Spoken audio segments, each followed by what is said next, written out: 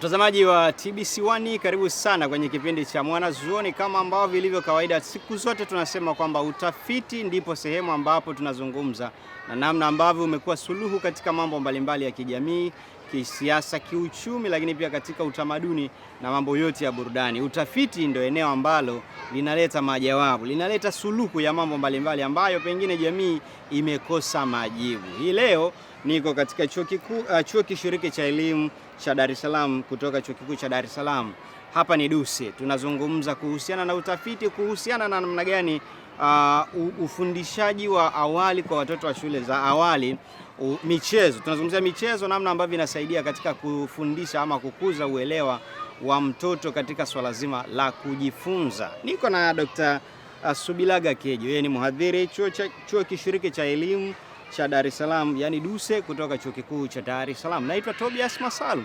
Tunazungumza haya mambo hii leo kwa kina zaidi, kwa namna gani michezo inasaidia watoto wa awali kujifunza kabla hawajaanza kujua kusoma na kuandika. Kuna mambo mengi ambayo yanatakiwa wayafahamu ili waweze kuwa na msingi mzuri. Wanasema nyumba ubora wake ni msingi. Ukikosea kwenye msingi, basi hata nyumba imekuwa imekosewa moja kwa moja. Karibu sana mtazamaji, niko na Dr. Subilaga Kejo, mhadhiri chuo kishiriki cha elimu cha Dar es Salaam DUCE, kutoka chuo kikuu cha Dar es Salaam.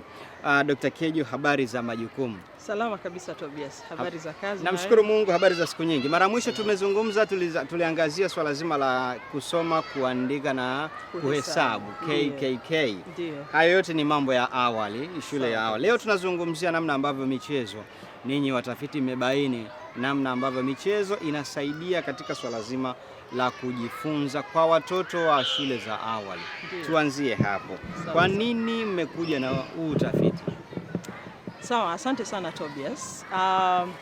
Kwanza kabisa, katika kujifunza kutoka kwa watafiti mbalimbali wa nchi zingine, tukagundua kwamba michezo ni shughuli ya watoto, na michezo ni sehemu nzuri ambapo watoto wanaweza kujifunza, lakini pia watoto wanaweza kukua, kwa sababu katika madarasa ya awali tunazungumzia mambo yote mawili.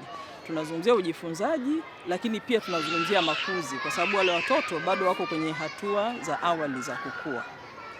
Kwa hiyo baada ya kujifunza kutoka katika tafiti za nchi nyingine na kugundua kwamba michezo ni shughuli muhimu sana kwa watoto, tukafanya utafiti hapa kwetu na kuangalia kwenye madarasa yetu, je, michezo inaonekanaje ya awali? Ndio. Na tukakuta kwamba walimu wanaitambua michezo, lakini sasa hawaitumii kama sehemu ya kufundishia. Michezo ilikuwa inaeleweka tu kama ni kitu cha kuwachangamsha. Kwa hiyo kama unavyojua, Watanzania wengi au watu wengi, ukitaja neno michezo, kinachokuja akilini kwake ni kitu cha labda mpira, labda kukimbizana, kitu kile cha kinachohusisha mwili peke yake. Kwa hiyo walimu tukagundua kwamba wanatumia michezo darasani kama sehemu tu ya kuwachangamsha, lakini wameitenga na ule ujifunzaji. Kwa hiyo ndio tukaja sasa na mradi maalum. Baada ya kupata hayo matokeo, tukaja na mradi maalum wa namna gani tutaweza kukaa na walimu na kujadili kwa pamoja, kuwaelekeza ili tujifunze nao pamoja namna gani wataweza kutekeleza mtaala wetu kwa kutumia michezo. Yaani waende nayo sambamba, sio tu ile kwamba watumie tu waimbe kidogo basi baada ya hapo waendelee na shughuli nyingine, lakini ile kuichopeka kabisa, kuhusisha kabisa katika ufundishaji wao. Na tunafahamu mtaala wa elimu ya awali unaeleza wazi kwamba miongoni mwa mambo ambayo tunatakiwa tutumie ni michezo kwa ajili ya kufundisha wanafunzi. Ni nini kinakwamisha, ingawa tunafahamu mwongozo wa elimu, mtaala wa elimu ambao ndio dira inatuelekeza? Kwa nini walimu waliuona kabla huu utafiti, waliona kama sehemu tu ya kwamba unaruka, unacheza, lakini sio sehemu ya moja kwa moja ya kujifunzia? Ni kweli kabisa Tobias, mtaala unasisitiza kwamba michezo itumike kama sehemu ya ufundishaji, na kwa kuweka msisitizo, mkakati uliozinduliwa hivi karibuni na Mheshimiwa Rais wa kukuza mkakati wa kisayansi wa kukuza kusoma, kuandika na kuhesabu, nao umeweka kama component mojawapo pale kuonesha msisitizo wake. Lakini sasa kitu tulichogundua ni kwamba walimu hawakuwa na uelewa mzuri, tunaweza kusema au labda walikuwa na uelewa wa kiasi kuhusu michezo, kwa sababu kila mtu anajifunza, si ndio kwa hiyo tukagundua kwamba labda uelewa wa walimu ulikuwa haujafika pale unapotakiwa kufika, kwa sababu kwenye utekelezaji wa mtaala, kuandika mtaala ni jambo mojawapo, lakini utekelezaji ni jambo lingine. Kwa hiyo tukagundua kwamba inawezekana kwamba tunahitaji kwenda mbele zaidi ili tuweze kuwapa support, tunaweza kusema tuweze kuwasaidia walimu kwenye kutekeleza kweli mtaala jinsi unavyotaka, na haswa kwa kupitia mbinu ya michezo. Mtazamaji, hapa tulipo ni shule ya awali ya Chuo Kishiriki cha Elimu cha Dar es Salaam, Chuo Kikuu cha Dar es Salaam, na hapa tunavyozungumza kuna vitu vingi Dr. Kejo. Ndiyo. Kuna alama zimechorwa hapa chini, alafu pia kuna picha mbalimbali. Kuna vitu vingi ambavyo vimeweka katika mazingira ambayo ni ya kitoto hivi. Ndiyo. Tuanzie kwa kuliangazia hili. Hivi ndivyo shule za awali zinatakiwa ama ninyi mmefanya? Kwa nini mmeweka hivi tu? Huu ulikuwa ni mradi mwingine kabla ya huu tulionao sasa hivi wa kuwaelimisha walimu. Huu ulikuwa ni mradi ambao ulibuniwa baada ya kugundua kwamba watoto wanaweza kujifunza vizuri zaidi kwa kucheza. Na kucheza sio ndani ya darasa. Watoto wanahitaji nafasi, unajua Kwa hiyo ukabuniwa kwamba kumbe tunaweza tukatengeneza vitu nje ambavyo vikatumika kuwafundishia hawa watoto. Waliobuni huu mradi au hizi sehemu za michezo walikuwa wanatumia mtaala. Kwa hiyo kila kitu kilikuwa kinaonekana kabisa kwamba hapa kitakuza jambo hili, kitakuza umahiri huu, kitakuza umahiri huu. Kwa hiyo nia ya kuweka hizi sehemu zote za kuchezea hapa, nia ni ile ile ya kuwawezesha watoto waendelee kujifunza huku wakicheza. Hiyo ndio nia kubwa kabisa. Dr. Kejo, kwenye utafiti, kwenye muhtasari ambao nimeupitia, umeonyesha kuna mambo ya utambuzi, mambo ya kijamii, mambo ya kihisia emotional, kuna mambo ya physical, mambo ya namna ya michezo inavyonani, lakini pia kuna mambo ya creative, ubunifu. Sawa. Ni haya mambo ndio mnalenga katika kutumia michezo kwa ajili ya kukuza uelewa wa wanafunzi? Ni sawa kabisa. Mtoto anapokuja kwenye darasa la awali tunazungumzia ukuzaji wa tunaweza kusema stadi za jumla. Tunasema ukuzaji wa utu wote. Yaani yule mtoto hatumkuzi tu kiakili, tunamkuza kimwili, tunamkuza kihisia katika maeneo yote. Kwa hiyo mtoto anapokuja darasani au kwa kutumia mbinu ya michezo iligundulika kwamba yenyewe ndio nafasi, kwa sababu michezo ni shughuli kuu ya mtoto. Sasa kwenye michezo ndio nafasi nzuri ya kumkuza mtoto katika hayo maeneo yote tuliyoyataja. Eneo la kwa mfano tunapozungumzia eneo la kiakili. Kiakili of course wengi tunajua kwamba mtoto akienda shule basi labda eneo ni hilo moja tu la kiakili, lakini ni eneo kubwa ambalo kupitia mbinu ya michezo, shughuli za michezo anazofanya mtoto, anaweza kukuza kumbukumbu, anaweza kukuza umakini, anaweza kukuza kuwa mnyumbufu, flexibility. Kwa sababu ya zile shughuli za kimichezo unaweza kukatokea kitu ikabidi abadilishe. Si unajua unaweza ukajenga hivi, ukaona kumbe hivi haifai, labda tubadilishe. Lakini pia anaweza kujifunza jinsi ya kutatua matatizo kwenye kwenye kiwango chao hicho cha utoto, lakini anaweza kukuza hivi. Lakini pia anaweza kukuza umesema mwenyewe kwenye eneo la kijamii. Eneo la kijamii kuna mambo mbalimbali. Binadamu ni mtu ambaye anaishi kwenye jamii. Anahitaji kushirikiana na watu, si ndio? Anahitaji kuwasiliana na watu, anahitaji kusikiliza mawazo ya watu mbalimbali. Yote haya kwenye shughuli za kimichezo watoto wanajifunza, kwa sababu wanapocheza pamoja watawasiliana, si ndio? Watashirikiana. Si unajua watoto kuna michezo ile ya makundi, watacheza kwa pamoja. Kwa hiyo ule ushirikiano ambao watakuja kufanya wakiwa watu wazima wanauanza kujenga kuanzia wakiwa watoto. Lakini pia hata kuheshimu mawazo ya watu wengine. Kuna kusikilizana, labda tumsikilize huyu aseme, Vyote hivyo vinakuzwa kupitia shughuli hizi za kimichezo.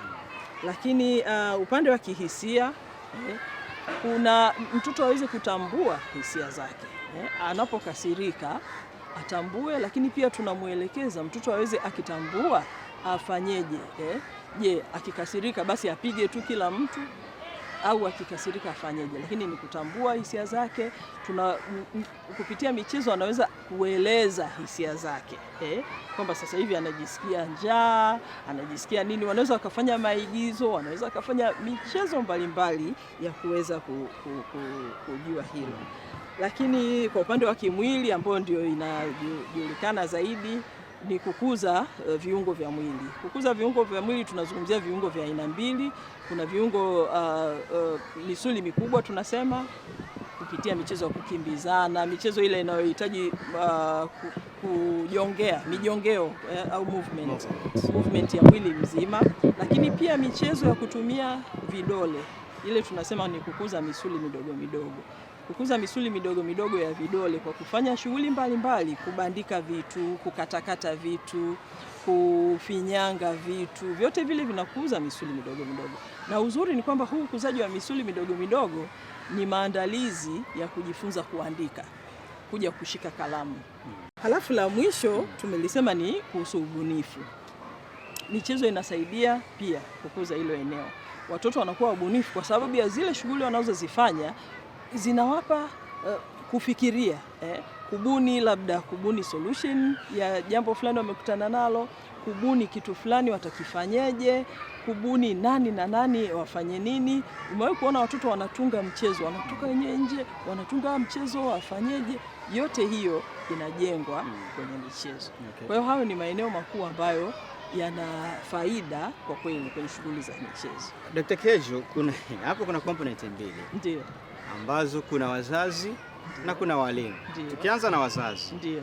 Kwa namna gani wanashirikiana na walimu kufanya michezo iwe sehemu ya kujifunzia?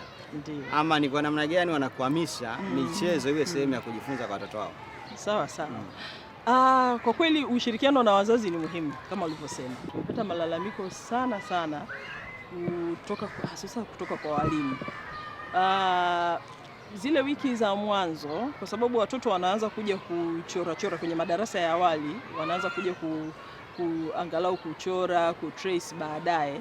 Lakini zile wiki za mwanzo wanakuwa na shughuli mbalimbali ambazo atarudi nyumbani hamna kitu mnachokiona. Kwa hiyo wazazi wamekuwa wakilalamika wakifikiri kwamba watoto wakienda shuleni wasiporudi na kitu wameandika basi hawajafanya kitu.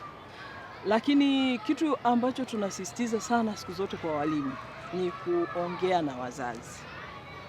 Wazazi wana mchango mkubwa na tumegundua hilo kwa sababu tumeongea na wazazi. Hata sisi wenyewe katika huu mradi wetu tumeongea na wazazi wametoa maoni yao. Kuna wazazi ambao kweli wanaelewa. Unajua tuko tofauti. Kuna wazazi ambao kweli kabisa wanaelewa, lakini kuna wazazi bado tunaona wanahitaji kuelimishwa. Kwa hiyo bado tuko pale na walimu, kwamba walimu wajitahidi, na walimu wameshatoa shuhuda zao. Walimu wengine anasema kwa kweli kuna mzazi anakuja anatoa malalamiko yake, lakini ukiwaelimisha wanaelewa. Kwa hiyo tunachosisitiza tu bado ni pale kwamba wazazi na walimu ushirikiano upo, kwa sababu wazazi wanauliza. Kwa hiyo kile kitendo cha wazazi kufuatilia na kuuliza, ushirikiano upo, na walimu wanawajibu, wanawaelekeza. Kwa hiyo bado tunaendelea na elimu hiyo, bado tunaona elimu inahitajika zaidi kwa wazazi. Dr. Kejo, wengine wazazi wana haraka, wanachotamani kuona ni kwamba mtoto ameenda shule chekechea, akiona mambo hayaendi anamhamisha. Kwa namna gani yani wanakwamisha matumizi ya michezo shuleni kujifunza kwa watoto wao? Ni kweli kabisa, unavyosema ni kweli, kwa sababu kuna wazazi ambao wanatamani sana kuona, na hiyo hatuwalaumu, huo ndio uelewa wake. Anatamani kuona mtoto wa miaka 3, anakwambia kabisa mtoto wa miaka 3, mtoto wa miaka 4 anaweza kuandika, anaweza kusoma, anaweza kujumlisha. Unaona? Kwa hiyo wako hao wazazi kwa kweli wanakwamisha. Kwa sababu gani? Kwa sababu hata mtaala ukiuangalia, tunapoongea na wazazi tunasisitiza sana kwamba basi pitia hata mtaala wa uangalie. Kwa namna nikukatishe daktari, unavyozungumza nao wanaufahamu mtaala? Ufahamu ni mdogo, baadhi wanaofahamu, baadhi wachache sana wanaofahamu, lakini kila tunapozungumza nao tunajitahidi kuwakumbusha, kwa sababu uzuri mtaala unapatikana kwenye mtandao, wala huhitaji kutoka ukaenda dukani. Kwenye simu yako tu pale, ukienda kwenye website ya Taasisi ya Elimu, mtaala unaupata. Kwa hiyo tunawasisitiza sana sana sana kurudi kwenye mtaala, kwa sababu mtaala umebainisha shughuli za kufanya ambazo ni shughuli za kujenga stadi za awali. Kwa hiyo hilo ndio la muhimu sana sana sana la kulizingatia. Na kama ulivyosema, wazazi wanakwamisha kwa sababu msingi usipoujenga vizuri, si lazima nyumba haitakaa sawa. Kwa hiyo ujenzi wa zile stadi za awali ukifanyika ipasavyo, sawa, ule ujenzi wa stadi za awali ukifanyika ipasavyo, basi ina maana huyu mtoto kwenye makuzi yake au kwenye viwango vya juu vya elimu anapoendelea atakwenda vizuri. Kwa hiyo tunasisitiza sana michezo, kwa sababu zile shughuli za ujenzi wa stadi za awali, michezo ina sehemu kubwa sana sana sana, kwa sababu kwenye michezo ndiko tunakutana na watoto, si ndio shughuli yao ya kila siku? Shughuli ya msingi ya mtoto ni kucheza. Kwa hiyo hata anapokuja shule iwe sehemu ya maisha yake. Na darasani tunapozungumzia hasa kwenye madarasa, kwenye madarasa yetu ya awali, tunapozungumzia ufundishaji sasa, kwa sababu mwalimu wakati mwingine, kuna walimu wengine ambao tulianza nao mafunzo mwanzoni, anasema mwenyewe kabisa, yani kwa kweli mimi nilikuwa nashangaa, mnaniambiaje nifundishe kwa kutumia michezo? Lakini tunapozungumzia michezo, tuliwaambia walimu kwamba tunazungumzia kwamba ile shughuli mtoto anayofanya iwe na baadhi ya sifa ambazo zinaonyesha kwamba ni za kimichezo. Sifa kubwa ya kwanza ni kufurahia, yani furaha. Shughuli ambayo mtoto anaifurahia, yani anapoifanya anaifurahia. Inakuwa picha kwamba huyu mtoto yuko pamoja naye. Yuko Lakini sifa nyingine ni kwamba ile shughuli tunasema actively engaging. Yule mtoto anazama kwenye ile shughuli. Mwahi kuona mtoto anacheza mpaka anakataa kwenda kuoga, anakataa kwenda kula. Sasa ile shughuli ile. Kwa hiyo walimu tunawasisitiza kwamba wajaribu kutafuta shughuli za namna hiyo ili wakutane na watoto huko, ujifunzaji utokee. Kuna socially engaging, watoto wahusiane wenyewe kwa wenyewe. Yaani wao wakiwa wenyewe kwenye michezo yao tu uone kwamba wapo pamoja. Kuna mahusiano, wanashirikiana, wewe leta hiki, wewe fanya hiki, wewe utakuwa fulani, wewe utakuwa fulani.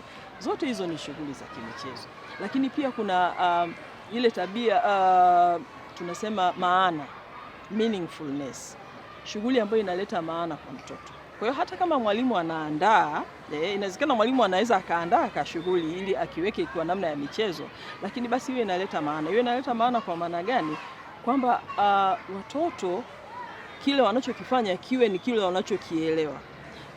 Ninapoleta kama mwalimu, ninapoleta mchezo wa duka, kwamba leo tutacheza mchezo wa duka, basi iwe duka la namna ambayo wale watoto mazingira yale wanalijua. Sawa isiwe duka unapeleka labda kwa mfano supermarket, eneo ambalo watoto hawajawahi hata kuona supermarket. Kwa hiyo hiyo nayo ni kipengele muhimu. Hivyo ni vipengele muhimu sana mwalimu anahitaji kuzingatia. Nimezungumza kwenye vitu viwili, kuna walimu na wanafunzi. Na mtazamaji, tuko katika chuo kishiriki cha elimu cha Dar es Salaam DUCE cha chuo kikuu cha Dar es Salaam UDSM. Niko na Dr.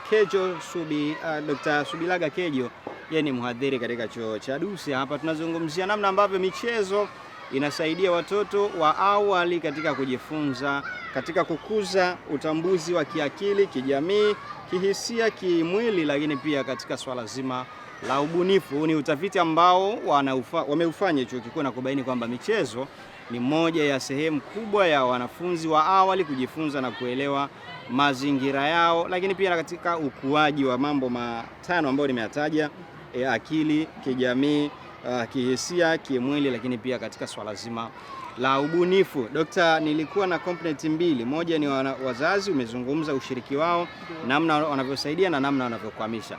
Mbili ni walimu. Walimu ni watu ambao wamepita kwenye malezi yale yale ambayo sisi wote tumekuzwa, wamepita elimu za awali hizo, na wakati mwingine elimu wanayoipata huko vioni ni wanasema general education, ambayo inakwenda kusaidia wao kwenda kufacilitate elimu yao kwa wanafunzi. Ni kwa namna gani nao wanakuhamisha au wanasaidia kuhakikisha kwamba michezo inakuwa sehemu ya kujifunza? Maana kuna walimu ambao waliambiwa ukicheza shuleni utafeli. Leo ni mwalimu na anafahamu kwamba ukicheza shuleni utafeli. Ni kweli kabisa. Tumefanya interview, tumefanya utafiti na walimu kama nilivyokuambia awali. Kabla hatujaanza kuwafundisha chochote, tumefanya utafiti kwanza. Tunaita baseline. Tumefanya interview na walimu, na maswali ambayo tumekuwa tukiwauliza ni mojawapo ni kama hayo, kwamba unafikiri michezo inafaa kwenye kufundishia au inahusika darasani? Na kwa kiasi kikubwa unaambiwa kwamba mwalimu anasema tunafanya kazi, wakimaliza kujifunza sasa ndio wataweza kucheza. Yaani vinatenganishwa. Kama unavyosema, ni kwa sababu ya makuzi tuliyopata, kwamba wewe unacheza tu, kazi utafanya saa ngapi? Unaona? Kwa hiyo wao kwa uelewa kwa ujumla, walimu wengi uelewa ni kwamba michezo ni muhimu kwa watoto, sawa, lakini iko upande huu, ujifunzaji uko upande huu. Kwa hiyo kama unavyosema ni kweli, kwa hilo kwa kweli limefahamisha na tumeliona, kwa sababu tumefanya na observation, tumefanya uchunguzi darasani, unakwenda pale unakaa darasani, unaona kiuhalisia. Sasa kwenye darasa la awali kuna hali fulani ambayo mtu unaitegemea, ile ya kitoto. Lakini kuna madarasa fulani kama unavyosema, walimu of course nao wanatofautiana. Kuna madarasa fulani ambayo unakwenda unakuta kabisa yule mwalimu, hata kama ni darasa la watu wazima, lisingefaa hivyo. Mwalimu yuko kimya kabisa, serious. Wakati ulitegemea, unapozungumzia michezo sio tu vile wanavyofanya watoto, lakini ile hali ya mwalimu mwenyewe naye uione unaona Kwa hiyo kwa kweli kama unavyosema ni kweli, kwa kiasi kikubwa tuna hiyo changamoto. Hiyo changamoto ipo na ipo kwenye makuzi yetu, binadamu wetu ulivyo, lakini pia kwenye mafunzo tuliopitia, sio wote unakuta wamepata hayo mafunzo. Lakini ndio maana tukaja na huu mradi sasa wa kuja sasa kukaa na walimu na kuwaelekeza sasa, na walimu wengi kwa kweli wamezungumza, wametoa shuhuda zao kwamba kwa kweli mimi nilikuwa sielewi itakuwaje darasani na michezo. Mtazamaji wa TBC, kelele ambazo unazisikia hapa, hii ni shule ya awali na wanafunzi pia wanaendelea na michezo yao, na hapa tulipo ni eneo ambalo maalum limewekwa kwa ajili ya wanafunzi kujifunza kwa vitendo, kwa michezo. Kama ambavyo inaonekana hapa, kuna pundamilia, kuna vitu vingi kweli, na mwalimu atatupitisha baadaye kuona. Na ameeleza kwamba yote haya ni kwa sababu ya kukuza uelewa kwa vitendo, kwa michezo kwa watoto wa shule za awali.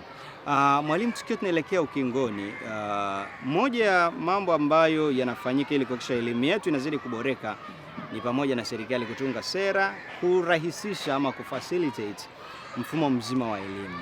Hili katika swala zima, mnyororo mzima wa elimu likoje katika nchi yetu katika utumiaji wa michezo kwa elimu ya awali? Kama mtaala umeandaliwa na wataalamu na kupitia nadharia mbalimbali, kupitia tafiti mbalimbali, ndio maana likaweka msisitizo kwenye ufundishaji kwa mbinu za michezo. Mbinu za michezo imeeleza kabisa mbinu za kimichezo na zile zinazowashirikisha watoto kwa kiasi kikubwa.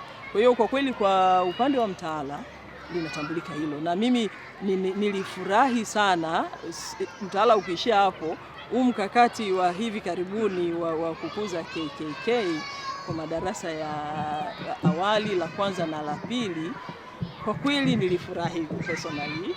Nilifurahi sana kuona kwamba michezo ni kipengele ambacho kimewekewa msisitizo kwamba nacho kinatakiwa kiangaliwe. Kwa hiyo kwa upande wa sera mbalimbali zinazotoka, ambayo sera kubwa kwa upande wa walimu darasani,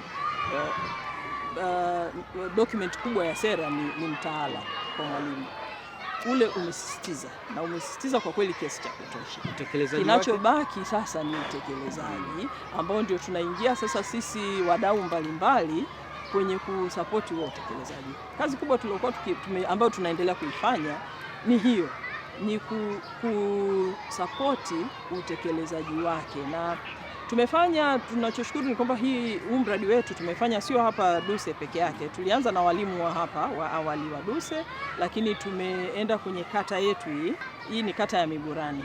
Kwa hiyo tukaenda shule zote zilizopo hapa kwenye kata hii ya Miburani, tukawakusanya wale walimu wa darasa la awali, lakini pia tukaenda na shule moja ya kijijini huko Musoma, kijiji kinaitwa Nyamuswa, tukachukua hiyo kata moja nao tukafanya nao mafunzo. Kwa hiyo ni sehemu ndogo, ni kweli, lakini angalau na sisi tumeweka mchango kwamba tumeweka ile support tunaweza kusema kwa utekelezaji wa mtaala. Wito wangu tuseme kwa wadau mbalimbali ni waache watoto wacheze. Labda naweza nikausummarize kwa namna hiyo. Tuache watoto wacheze. Watoto wamekuwa wakibanwa, watoto wamekuwa wakizuiwa kwa sababu kuna homework. Mtoto wa miaka 2, 3 anakuja na homework nyumbani. Watoto wa miaka mingapi, hata wa darasa la kwanza la pili wanakuwa na banwa, wanatoka shule, kaa chini, nenda tuition, nenda wapi. Hatukatai watoto wasisome, wasijifunze, lakini watoto wapate muda wa kucheza kwa sababu kuna faida nyingi sana za watoto kucheza. Cha muhimu tu kuwe na usalama kwenye sehemu ya kucheza. Hilo ndio kubwa. Shukrani sana mtazamaji wa TBC1. Ni Dr. Subilaga Kejo, mhadhiri chuo kishiriki cha elimu cha Dar es Salaam Duse kutoka chuo kikuu cha Dar es Salaam, tukizungumza namna ambavyo wamefanya utafiti kuhusiana na umuhimu wa michezo kwa wanafunzi wa madarasa ya awali katika kuhakikisha kwamba wanajifunza swala zima la utambuzi, yani kiakili, kijamii, kihisia, kimwili, lakini pia katika eneo la ubunifu. Haya yote yanakuja kutokana na wanafunzi ama watoto kushiriki moja kwa moja kwenye michezo inayoshirikisha miili yao, namna ya kutambua vitu, kuweza kushirikisha ubunifu na kushirikiana katika swala zima la kijamii. Hapo ndipo ambako msingi wa mtoto unajengwa. Anapokuwa mtu mzima akipitia hatua zote hizi, basi inakuwa rahisi zaidi yeye kujitambua na kuwa mtu ambaye ana utambuzi mkubwa. Kwa hiyo wazazi, walezi, msiamini kama alivyosema daktari kwamba alama tu kusoma na kuandika ndio kipaumbele. Kuna mengi ambayo yanamjenga yeye kuwa bora zaidi kupitia michezo. Nikushukuru sana Dr. Subilaga kwa Kejo kwa muda wako. Naamini tutaendelea kushirikiana sana kwenye eneo hili la watoto. Sio hatutaishia leo tu. Lakini pia nikushukuru wewe mtazamaji wa TBC1 kwa kuwa pamoja nasi katika kipindi cha Mwanazuoni. Naitwa Tobias Masalo. Nikutakie utazamaji mwema wa vipindi vinavyoendelea kutoka hapa TBC1. Bye bye.